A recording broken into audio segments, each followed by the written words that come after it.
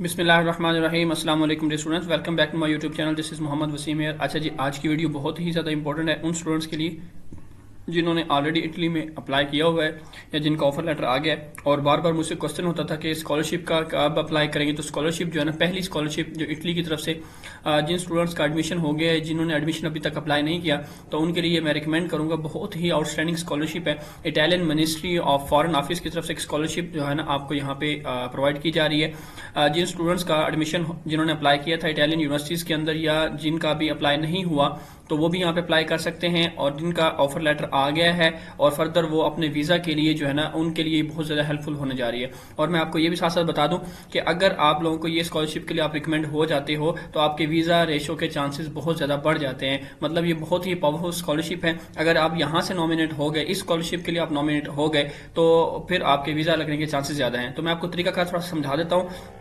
Italian university का तरीकाकार ये होता है कि पहले आपने इटालियन यूनिवर्सिटीज़ के पोर्टल पे अप्लाई करना होता है। कुछ का डायरेक्ट प्री इनरोलमेंट होता है, कुछ के यूनिवर्सिटीज़ के पोर्टल पे आपने अप्लाई करना होता है।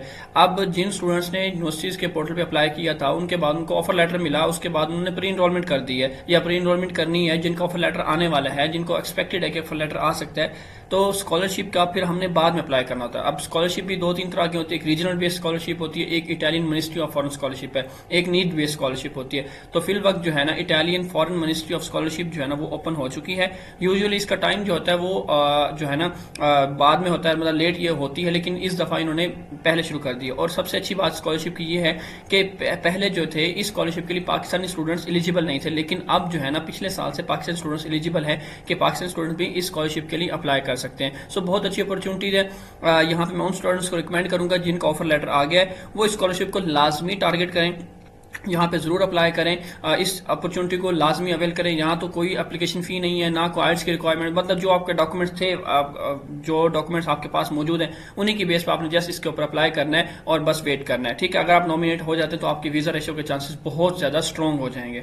अच्छा जी, अब इस वीडियो के अंदर चल डिटेल के साथ डिस्कस करते हैं कि कैसे आपने अप्लाई करना है। ये तो था थोड़ा सा ओवरव्यू इसका, इस स्कॉलरशिप के बिहाइंड क्या था। थोड़ी सी वीडियो लेंथी हो जाएगी कि मैं आपको डिटेल से समझाना चाह रहा हूँ कि इन दोनों के दरमियान फर्क क्या है। ठीक है, जो आपके क्वेश्चन होते हुए रह जाते हैं। और इंशाल्लाह नेक्स्ट सीरीज के अंदर इंशाल्लाह मैं स्टार्ट कर रहा हूँ पीएचडी के, जो खासकर वो स्टूडेंट्स जो पीएचडी के लिए एडमिशन लेना चाहते हैं। इटालियन यूनिवर्सिटीज की पीएचडी के एडमिशन ओपन होना स्टार्ट हो गए इंशाल्लाह। उसके ऊपर मजीद जो है ना इंशाल्लाह हम फर्दर डिस्कशन करेंगे आने वाले दिनों में। मैं इंशाल्लाह पूरी एक सीरीज की वीडियो स्टार्ट करने जा रहा हूँ जो पीएचडी के ऊपर होगी, जो पीएचडी के लिए यहाँ पे अप्लाई करना चाहते हैं।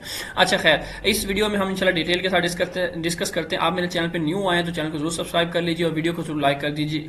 अच्छा जी, ये एक पीडीएफ फाइल है। इस पीडीएफ फाइल को आपने कैसे डाउनलोड करना है, ये कहाँ से मिलेगी? आपने सिंपली आना है गूगल पे और राइट करना है, गूगल क्रोम पे आ जाए, Italian foreign ministry scholarship 25 apply online. तो ये MEECI स्कॉलरशिप है। ठीक है जी, तो इसके लिए हमें सबसे पहले जो है ना, ये जब हम इसको ओपन कर लेते हैं तो हमारे पास एक वेबसाइट आ जाती है। देखें, अप्लाई फॉर ये उनकी ऑफिशियल वेबसाइट है। ठीक है ना, आपने इनकी ऑफिशियल वेबसाइट ओपन करनी, ये फर्दर कोई भी फेक वेबसाइट ओपन नहीं करनी। अदरवाइज आप मुझे बताएंगे तो मैं इसका लिंक जो है आपको डिस्क्रिप्शन के अंदर ऐड कर दूंगा। और ये पीडीएफ फाइल जो अगर कोई मुझसे लेना चाहे तो इसको मैं उसको व्हाट्सअप भी कर दूँ। मैं व्हाट्सअप नंबर डिस्क्रिप्शन के अंदर मौजूद होगा, तो वो मैं उसको सेंड कर दूंगा। ठीक है, पीडीएफ फाइल अगर आपको नहीं मिलती कॉल फॉर एप्लीकेशन के लिए।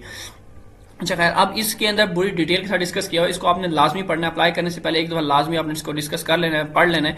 इसकी डेडलाइन 16 मई है और तब तक आप इसमें अप्लाई कर सकते हैं। लिस्ट ऑफ एलिजिबल कंट्रीज आपने देख लेना है यहाँ पे।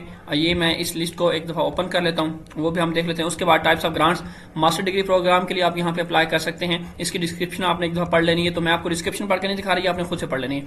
Higher education for fine arts music, ये एक दफा आपने पढ़ लेना है। पीएचडी प्रोग्राम्स के लिए भी एक दफा डिस्क्रिप्शन को आपने रीड कर लेना है। देन रिसर्च प्रोजेक्ट वाले जिनको आप ये देख लेना है। ठीक है जी, उसके बाद इटालियन लैंग्वेज, अगर आपके पास इटालियन कोर्स के अंदर अप्लाई करते तो इटालियन लैंग्वेज की आप चीजें देख लेंगे। उसके बाद जो जिन्होंने बैचलर के लिए अप्लाई किया हुआ उनको ऑफर लेटर मिला हो तो उनको आपने ये आर्टिकल 7 ये रीड कर लेना है। उसके बाद आता है एलिजिबिलिटी क्राइटेरिया। एलिजिबिलिटी क्राइटेरिया पहली चीज जो थी हमारे पास वो कंट्रीज की लिस्ट थी, उसको भी हम जरा देख लेते हैं फर्दर जाके कंट्रीज की कौन सी लिस्ट है। ये आगे जो हमारे पास एप्लीकेशन मस्ट बी ये स्टडी पोर्टल, हमने इसको ऑनलाइन अप्लाई करना तो ये स्टडी पोर्टल है, इसको भी आपने अपने पास जो है ना open link new tab open कर लेना है। अब इसको ओपन करने का 16 मई तक इसका टाइम है। और एकेडमिक क्वालिफिकेशन की उन्होंने कुछ बात की हुई, तो आपके पास जो आपके ऑलरेडी डॉक्यूमेंट्स थे जो आपने अप्लाई किए थे सारे, सिर्फ वही डॉक्यूमेंट ही चाहिए, इसके अलावा कोई खास डॉक्यूमेंट की रिक्वायरमेंट नहीं है। एज भी आपने इसको पढ़ लेना है, 28 है मास्टर्स वालों के लिए और 40 है पीएचडी वालों के लिए। सारी डिटेल यहाँ पे उन्होंने दे दी है, जो भी इसको पढ़ लेना है। लैंग्वेज प्रोफिशिएंसी की बात करें तो जिन यूनिवर्सिटीज में जिनके पास आइल्स है वो जरा बहुत अच्छा है, अगर नहीं भी है तो आपके पास जो B2 level English language proficiency certificate तो वो इनफ हो जाएगा, आप उसमें अप्लाई कर सकते हैं। मतलब ये है कि आपके जो डॉक्यूमेंट अप्लाई करते वक्त चाहिए सिर्फ वही डॉक्यूमेंट ही आपको चाहिए, इसके अलावा कोई फर्दर डॉक्यूमेंट्स जरूरत नहीं है। ठीक है जी, तो इसको एक दफा आपने रीड कर लेना है, मैं आपको यहाँ पे नहीं बता रहा, अब बस जहाँ पे देख लेना है। इनएलिजिबिलिटी भी पढ़ लेना है, इसको लाजमी एक दो आपने पढ़ लेना है, पढ़ने के बाद जो है ना आपने अप्लाई की तरफ जाना है। तो मैं यहाँ पे कंट्रीज की लिस्ट भी मैं आपको दिखा देता हूँ, और यहाँ पे कुछ कंट्रीज का नाम मेंशन किया कि अगर आप इस कंट्री से बिलोंग करते हैं तो आप लाजमी अप्लाई करें, आपके चांसेस बहुत ज्यादा बढ़ सकते हैं। ठीक है जी, देन हम देख लेते हैं कि हमारे पास इसकी पेमेंट कितनी होगी। हेल्थ इंश्योरेंस आपको मिलती है स्कॉलरशिप के थ्रू। ठीक है, आपको पेमेंट उन्होंने बता दिया कि कितनी पेमेंट है, 9000 यूरोज जो है ना पर ईयरली आपको मिलता है।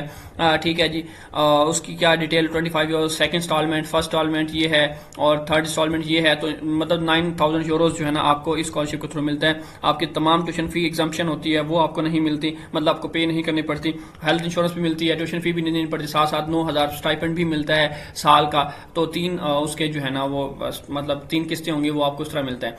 ठीक है जी, ये सारा तरीकाकार है जो सिलेक्शन करान उन्होंने वगैरह आपको बता दी, इसको आपने एक दफा लाजमी एक दफा पढ़ लेना है। फिर भी आपके क्वेश्चन वगैरह रह जाते हैं, क्वेरी वगैरह रह जाती है, तो ये उनकी वेबसाइट गाइडलाइन है, और FAQ जो फ्रीक्वेंटली आस्क्ड क्वेश्चन होते हैं, इसको आपने एक दफा लाजमी पढ़ लेना है। अगर आपके कोई क्वेश्चन रह जाते हैं तो आप यहाँ पे देख सकते हैं। बाकी हायर एजुकेशन के हवाले से भी उन्होंने कुछ डिटेल दे दी है। तो इसके अलावा कोई और फिर भी मसला होता है, आपको बात समझ नहीं आती, तो आप हमें व्हाट्सअप कर सकते हैं, डिस्क्रिप्शन में आपको नंबर मिल जाएगा, तो हमें जो भी गाइडलाइन चाहिए होगी आप हमसे एक दफा ले सकते हैं। ठीक है जी, अब एलिजिबल कंट्रीज की हम बात कर लेते हैं। यहाँ पे फाइंड योर कोर्स, यहाँ पे चले जी एलिजिबल कंट्रीज की लिस्ट भी मैं इंशाल्लाह आपको साथ में शो कर दूंगा। तो मैं आपको ये बता देता हूँ कि यहाँ पाकिस्तान मौजूद है, तो आप पाकिस्तान, इंडिया, बांग्लादेश से हैं तो आप यहाँ पे अप्लाई कर सकते हैं। अब ये जो है ना मैंने लॉगिन का पेज ओपन कर लिया ना। ठीक है, ये वीडियो के एंड में इंशाल्लाह वो भी मैं कंट्रीज की लिस्ट भी आपको मैं दिखा दूंगा। अभी मैं ओपन कर लेता हूँ, उसके बाद वीडियो को स्टॉप करके। अब ये लॉगिन पेज हमारे सामने आ चुका है। अब इस तरह का पेज आने के बाद जो है ना हमने क्या किया, इसका लिंक भी आपको मैं डिस्क्रिप्शन के अंदर ऐड कर दूंगा, और इसका लिंक भी आपको कॉल फॉर एप्लीकेशन, ये PDF फाइल आप मुझसे ले लेंगे, और इसका लिंक भी आपको मैं इंशाल्लाह डिस्क्रिप्शन के अंदर ऐड कर दूंगा। अच्छा, अब यहाँ पे आने के बाद सिंपली आपने क्या करना है, रजिस्टर पे क्लिक करना है। रजिस्टर पे क्लिक करने के बाद अपनी फर्दर डिटेल जो पर्सनल डिटेल है वो ऐड करनी है। उसके बाद आना आपने नेक्स्ट पे क्लिक कर देना। फर्दर पर्सनल डिटेल आपकी वही है जो है ना आपकी जो होती है बेसिकली पर्सनल। यहाँ से अपना डॉक्यूमेंट सेलेक्ट करना है, आप अपना ID कार्ड सेलेक्ट कर लें, पासपोर्ट जो आपके पास है। ठीक है, और इशूड बाय और डेट ऑफ एक्सपायरी, और उसकी आपने फाइल जो है ना PDF फाइल आपने चूज करनी। चूज करने के बाद यहाँ पे नेक्स्ट हम आ जाएंगे, आपको आपके क्रेडेंशियल मिल जाएंगे, लॉगिन डिटेल मिल जाएगी, उसको आपने लेना है, पासवर्ड और यूजर नेम लेना है, और उस दोबारा फिर अगेन यहीं पे आ जाना। लॉगिन पेज पे आएंगे तो आपने आपको खुद को लॉगिन कर लेना और पेज को ओपन कर लेना है। हाँ जी, रजिस्ट्रेशन हो चुकी है। रजिस्ट्रेशन के बाद आपको इस तरह का पेज मिलता है, आपने खुद से जो है ना सारा कुछ यहाँ पे यूजर नेम पासवर्ड ऐड कर दिया। ठीक है, ये आपके सारा नाम आपको शो हो रहा है। ठीक है, अब पहले मैंने एक दफा ट्राई किया तो मुझे एरर दे रहा है वेबसाइट पे। ठीक है, सो मैंने काफी टाइम ट्राई किया, 2 बार 3 बार ट्राई किया मैंने। ट्राई करने के बाद जो है ना मेरा पेज लॉगिन हो गया, मतलब मेरा रजिस्ट्रेशन हो गया। तो आपका अगर सेम प्रॉब्लम आता है, एरर आता है, तो वेबसाइट का एरर है, तो उसके लिए परेशान नहीं होना। आपने कुछ देर बाद अगेन ट्राई करना है, 10 मिनट बाद, 15 मिनट बाद अगेन ट्राई करके दोबारा आपका लॉगिन हो जाएगा। उसका किसी को प्रॉब्लम होता है तो फिर वो हमारी सर्विसेज ले सकता है। ठीक है जी, ये आपका इस तरह का जो पोर्टल है ना इस तरह का ओपन हो जाता है। अब यहाँ पे सबसे पहला काम जो माई एप्लीकेशन पे क्लिक करते हैं। अब जैसे ही हम माई एप्लीकेशन पे क्लिक करते हैं तो मेरे सामने ये ना मेरे पास पेज आ जाता है, तो इटालियन गवर्नमेंट स्कॉलरशिप। ठीक है जी, आपने क्रिएट योर एप्लीकेशन पे जाना है। अब क्रिएटिव एप्लीकेशन के बाद सबसे पहले जो है ना पर्सनल इन्फॉर्मेशन एंड डॉक्यूमेंटेशन आ जाती है, जो हम पहले कर चुके हैं। ठीक है, जो मैं आपको दिखा नहीं रहा, ये आपने अपनी चीज़ें जो रजिस्ट्रेशन के दौरान ऐड करे तो वही सारी चीज़ें यहाँ पे आ जाती हैं। कोई चीज़ यहाँ पे मिसिंग हो तो वो आप देख लेंगे। उसके बाद जो है ना आपने इसको, मैं यूट्यूब की प्राइवेसी की वजह से मैं आपको शो नहीं कर रहा, तो आपने बाकी सारी चीज़ें एक दफ़ा वेरीफाई कर लेनी है। वेरीफाई करने के बाद कुछ रह गया तो मेरे ख्याल में रहता कुछ नहीं है, सारी चीज़ें कंप्लीट है, आपने इसको नेक्स्ट पे क्लिक कर देना है। अब नेक्स्ट पे आने के बाद जो है ना हमारे पास सिंपल नेक्स्ट उन्होंने पूछा हुआ है कोर्स सिलेक्शन। हमने अपना कोर्स सेलेक्ट करना है कि हम किस कोर्स के लिए जो है ना अप्लाई कर रहे हैं। Have you already benefited from a scholarship in the previous academic year? No. अगर आपने पहले कोई स्कॉलरशिप ली है तो यस का, अदरवाइज नो रहने दे इसको। यहाँ से हम अपना कोर्स सेलेक्ट करना है कि हम मास्टर डिग्री के लिए अप्लाई कर रहे हैं, advance course in Italian PhD के लिए कर रहे हैं, रिसर्च अंडर एकेडमिक सुपरविजन। सो अभी फिल वक्त जो है ना यहाँ पे ये स्कॉलरशिप जो है बैचलर प्रोग्राम के लिए बहुत कम है, या हायर आर्टिस्टिक एजुकेशन आप इसको एक दफा देख लेंगे, एडवांस कोर्स भी आप देख लेंगे। तो अगर आपका अंडर यहाँ बनता है तो आपने इसको, मैं मास्टर डिग्री चूज करता हूँ।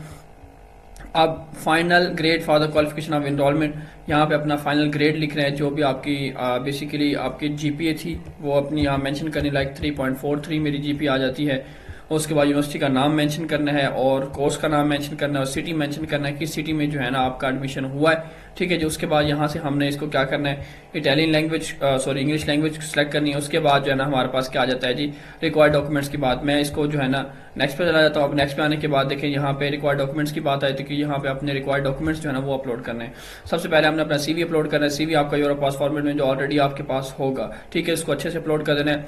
क्वालिफिकेशन फॉर एनरोलमेंट आपने यहाँ पे जो आपको ऑफर लेटर मिला हुआ है वो यहाँ पे आप अपलोड कर दें, ठीक है। ट्रांसक्रिप्ट ऑफ रिकॉर्ड यहाँ पे अपलोड कर दें। उसके बाद नीचे आता है लैंग्वेज सर्टिफिकेट, आपके पास इंग्लिश प्रोफिशिएंसी सर्टिफिकेट वो ऐड करें, मोटिवेशन लेटर ऐड करें, और बाकी डॉक्यूमेंट जैसे आपके आ जाते हैं एडिशनल डॉक्यूमेंट जिसमें लेटर ऑफ रिकमेंडेशन है, इस तरह की चीज़ें जो है ना आपके पास एक्स्ट्रा कोई डिटेल वगैरह है आपके पास है कुछ भी इस तरह की, तो वो सारी डिटेल आपने यहाँ पे इसको डिक्लेयर करना है। डिक्लेयर करने के बाद जो है ना आपने क्या करना है, इसको नेक्स्ट पे क्लिक करना है। तो ये सारे डॉक्यूमेंट्स आपने अच्छे से ध्यान से अपलोड करने हैं। उसके अलावा जिनको ऑफर लेटर नहीं मिला हुआ क्वालिफिकेशन फॉर एनरोलमेंट वाला, तो वो यहाँ पे अपनी ट्रांसक्रिप्ट या डिग्री वगैरह जो है ना अपलोड कर सकते हैं। तो करने के बाद जो है ना यहाँ पे आपकी आपने तीनों स्टेप्स कंप्लीट कर लेने हैं। अब ये देखिए यहाँ पे मैं कंट्रीज की बात कर रहा था, आप जिस कंट्री से आप बिलोंग कर रहे होंगे तो आपको यहाँ पे आपका कंट्री शो होना शुरू हो जाएगा। अदरवाइज अगर आपका कंट्री एलिजिबल नहीं होगा तो यहाँ पे वो मतलब जो है कि आपको शो ही नहीं करेगा, यहाँ पे आपका रजिस्ट्रेशन होगा ही नहीं। तो रजिस्ट्रेशन होने आगा यहाँ पे आपका कंट्री भी शो हो जाएगा। सो ये सारे स्टेप्स आपने कंप्लीट करने, उसके बाद आपने इसको नेक्स्ट पे क्लिक कर देना है। अब नेक्स्ट में मेरा इसलिए क्लिक नहीं होगा क्योंकि मेरा एरर है, डाटा कंप्लीट नहीं है। तो ये 3 स्टेप्स है जिनको आपने फॉलो करना है। फॉलो करने के बाद जो है आपकी एप्लीकेशन कंप्लीट हो जाएगी। सो ये मुकम्मल आज की डिटेल वीडियो थी कि वो स्टूडेंट जिन्होंने ऑफर लेटर ले लिया है और उनके फर्दर स्कॉलरशिप के अब चांसेस हैं कि वो फर्दर स्कॉलरशिप लेना चाहते हैं, तो उनके लिए बहुत अच्छी अपॉर्चुनिटी है, इसको जरूर अवेल करें। जैसे ही नेक्स्ट स्कॉलरशिप जैसे रीजनल स्कॉलरशिप आती है तो इंशाल्लाह उसके ऊपर भी डिटेल के साथ डिस्कस करें। DSU है, AIDSU है स्कॉलरशिप, जैसे जैसे ही वो आती है तो इंशाल्लाह उसका भी आपको डिटेल के साथ बताया जाएगा कि आप उस पर कैसे अप्लाई कर सकते हैं। फिलहाल जो ओपन है उस पर आप जरूर अप्लाई करें। फिर भी कोई किसी किस्म को कोई प्रॉब्लम होता है, हाँ वेबसाइट एरर करती है, उसको एक दफ़ा आपने गो थ्रू कर लेना, खुद से अच्छे से चीज़ों को देख लेना, देन जो है ना आपने इसमें अप्लाई करना है, ठीक है। बाकी ये कॉल फॉर एप्लीकेशन वाली जो PDF फाइल थी, यहाँ पे इसको आपने एक दफ़ा लाजमी पढ़ना है अप्लाई करने से पहले। किसी को पढ़ने में मैं आपको यहाँ इसलिए नहीं बताया कि वीडियो लेंथी हो जाती है, कि आप लोगों ने एक दफ़ा खुद से पढ़ लेना है। कोई मसला होता है, कोई समझ नहीं आती, कोई बात कोई पॉइंट समझ नहीं आता है, किसी को PDF फाइल चाहिए होती है तो मुझे व्हाट्सअप कर देगा, तो इंशाल्लाह उसको PDF फाइल भी प्रोवाइड कर दी जाएगी। अब मेरा बहुत सारा ख्याल रखिए, इंशाल्लाह मिलेंगे इसी तरह नेक्स्ट वीडियोज़ के साथ। और याद रहे कि PhD की सीरीज़ हम स्टार्ट करने जा रहे हैं। जो लोग हमारे सर्विसेज लेना चाहते हैं, जो खुद से अप्लाई करना चाहते हैं, तो इंशाल्लाह ये आने वाले दिनों में इंशाल्लाह 1-2 दिन तक हम स्टार्ट करते हैं। PhD के लिए जो स्टूडेंट्स अप्लाई करना चाह रहे हैं वो हमारी वीडियोस से देख के कंप्लीट सेटअप उसको बताया जाएगा कैसे आपने अप्लाई करना है। अपना बहुत सारा ख्याल रखिए, अपने डॉक्यूमेंट्स प्रिपेयर कीजिए। इंशाल्लाह मिलेंगे नेक्स्ट वीडियो के साथ। अपना अल्लाह हाफिज़।